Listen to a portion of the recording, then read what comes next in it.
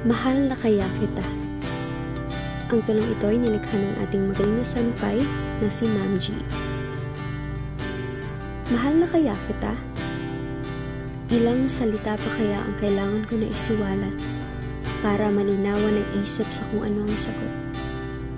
Ilang beses ko ba na kailangan tanungin ang sarili para malaman ang dahilan kung bakit ito ang naisulat na pamagat para sa pusong naguguluhan at naliligaw, sa damdaming ayaw magpaawat.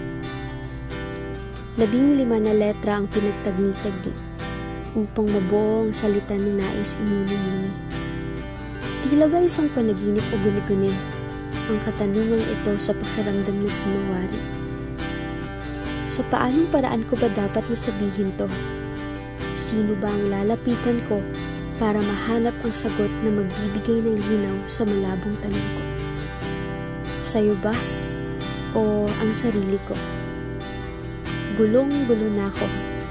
Nakakahilo sa hindi ko malaman na anggulo sa kung ano ba ang pakiramdam na to. Ang sarili ay di mapalagay na kung minsan ay dinadaan na lang sa mga dahilan. Tatawanan ka, aasarin ka, hanggang sa tuluyan ka ng matangay sa mga salitang pampakalma ko sa iyo na pinipigay. Kung ano-ano na lang napalusot ang alibay, habang sabay sa pagtawa ang pagpasok ng pakiramdam ko na sumasablay. Sa tuwing magtatanong ka sa kung anong lagay ng damdamin ko na iyong hinihintay, para akong lantang gulay na naubusan ng lakas para ibulalas ang tunay. Ano nga ba ang tunay na dahilan kung bakit naggugulahan pa ako at hindi ko pa masigurado ang magiging tugon ko sa'yo? Pero sana maintindihan mo. Umaasa ako na handa ka para maghintay sa kung anong magiging sagot ko. Alam ko madali lang to kung gugustuhin ko sa pagitan ng pagsabi ng hindi at oo. Pero ayoko. Hindi ko gusto. Hindi ko gugustuhin na madalain ang pagkakataon na meron tayo. Gusto ko din muna suriin ang sarili ko.